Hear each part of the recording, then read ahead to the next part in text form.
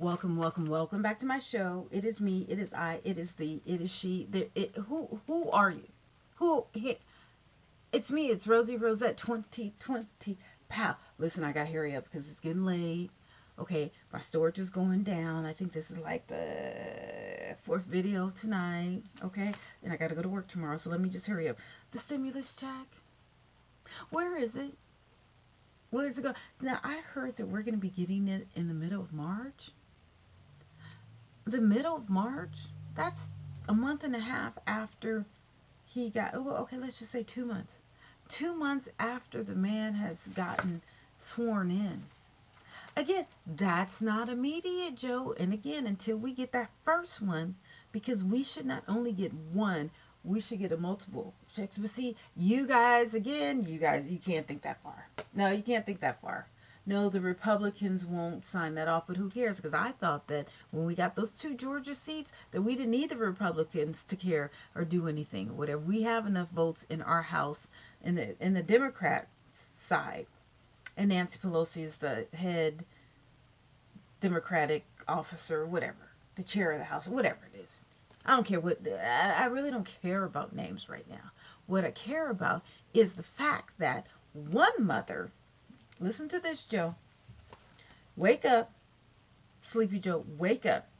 One mother, remember I was telling you that people just can't afford life right now, that parents have to choose whether or not to go to work or to stay at home and, teach their kids, parent their kids, be around the kids. It's easy for, a woman who has a husband, who goes out to work and she's a stay at home mom. Oh, oh, my kids, oh, now I have to teach you. Okay, but you have somebody to cover the rent or the mortgage or the bills, okay?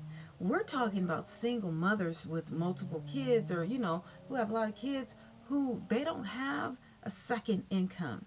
The woman was living in a motel. That should tell you something. So either she was homeless or she got evicted and she was put up in a hotel with her kids. So she had to make that determination whether or not to leave the kids alone and go to work and try to have some extra money. Okay? So what she did, she went to work, left the kids there. Now listen, when I was young, I was left at home. I was a latchkey kid, but things were different. You had the key around your neck. Remember that? I think I was home from the second grade on up. So in the second grade, you're 7 years old. Seven, 7. I had a key to my house. My school was a block down, and I was around the corner. I lived on Plymouth. Yeah, 7 years old. I was going home with the key by myself. I would talk on the phone with my friend up until 4 o'clock when both our mothers worked at AT&T. We would talk on the phone until 4 o'clock, and then at 4 o'clock we would get off the phone and clean up before my mom got home. Yeah, was that so? Yeah, 6 was the first. You know what? I think was it 6? Was I don't remember myself at 6, but those were different times, honey. That was 45 years ago. This is a different time. You can't leave your kids at home by themselves. So now this lady has a GoFundMe for $150,000. And hopefully she'll buy a home, purchase a home, a little cheap home, and have enough to get her life started. But see, Joe, not a lot of people will get $150,000.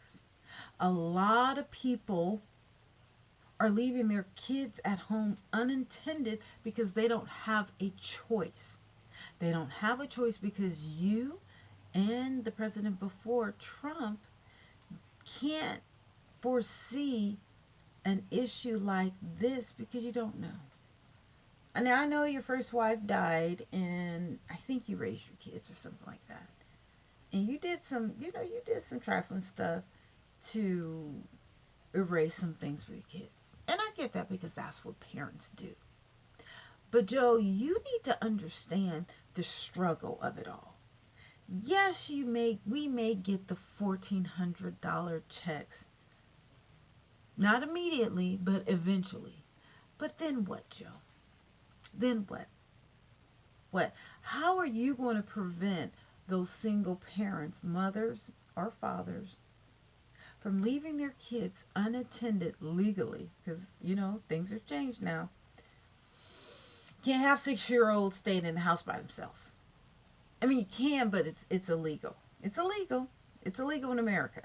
So what are you going to do to prevent that from having these parents, especially in the Bay Area where rent is just insanely high, okay? Insanely high. To be low income is $100,000. That's low, below the poverty level in the Bay Area. How are you going to prevent these below poverty individuals from making that choice and not having to leave their kids at home? What is the protection that we have? Yeah, you have a moratorium of not evicting people, but that stress alone will kill someone. You're stressed about the rent. You're stressed about your job. You're stressed about your kids at home. You're stressed that you don't have enough food. You're stressed that you don't even have enough money for men. Hell, women are stressed. They don't even have enough money for tampons. But you said immediately, Joe. You said immediately, but again, what's going to happen after we get the $1,400? Because that's going to go like that. Because people have been waiting for that $1,400 back in January. Back in December. Hell, people have been waiting for that $1,400 ever since what, last June?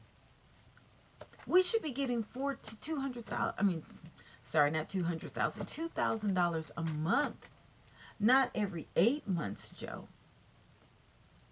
And it's just insane that I have to continually make these videos, and I hope that someone sees them.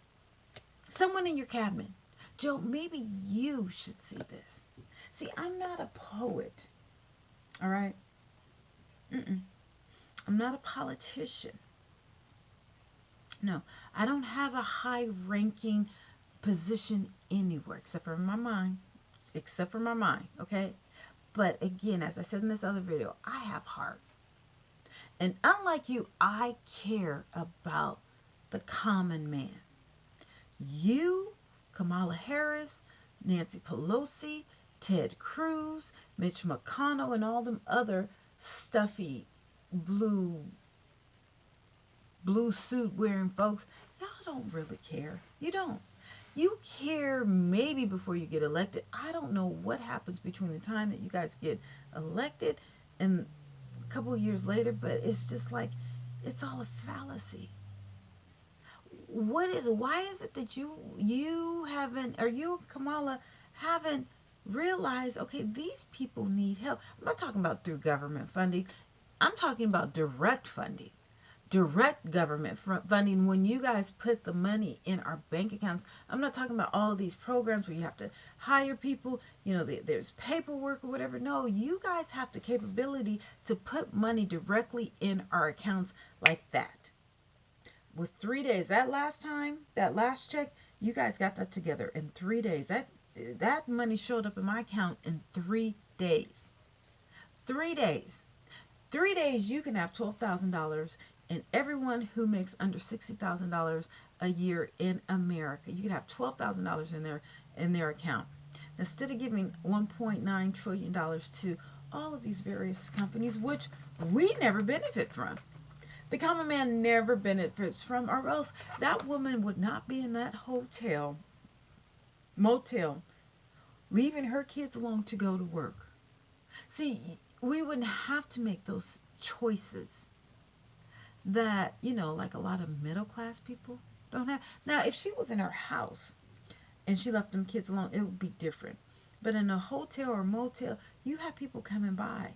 And usually if you are living in a motel, there's a lot of stuff that's going on. Human trafficking, prostitution, drugs, alcohol, convicts. There's a lot. For a woman to leave her kids in the hotel to go to work, that says a lot. That's a lot of struggle.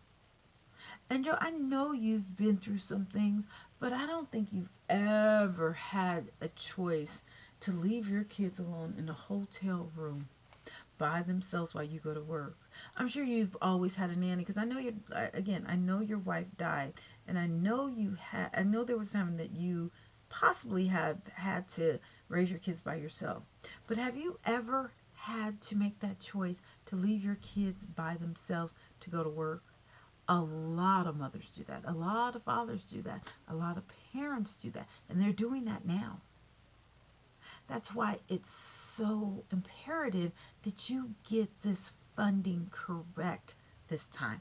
After this $1,400, you immediately, and when I say immediately, you need to get this situation plan A, because this is not even plan A. This is the leftover from Trump, this $1,400. I'm talking about your first plan A. I'm not talking about this $1.9 trillion. This is the leftover that you have to fix from Trump. I'm talking about your plan. After this $1.9 trillion, what are you going to do to solidify the lives of Americans who are struggling, who are about to risk it all?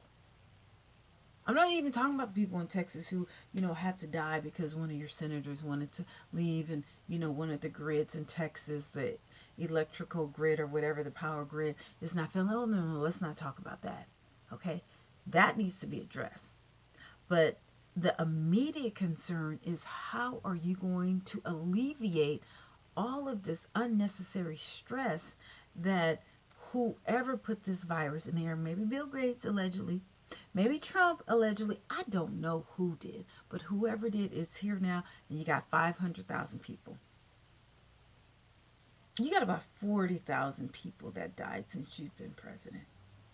Yeah, 40 to 60,000. Mm-hmm. What are you going to do to alleviate it, Joe? Again, you don't get president from me because you're not acting presidential. You lied. You basically lied. And until we get that $1,400, and then afterwards, I'm not returning. Mm-mm. I'm not going to call you president because you haven't gained that respect from me. You haven't. You haven't until you do. Until it gets $1,400, then you that's a start. But if you fall back, you and Kamala, no, you guys won't get that title from me. You or any other politician or president, you won't get that respect from me. Because respect has to be earned. And you haven't earned my respect. Just because you win an office doesn't mean you deserve my respect. No, you don't. Give us our coins, Joe.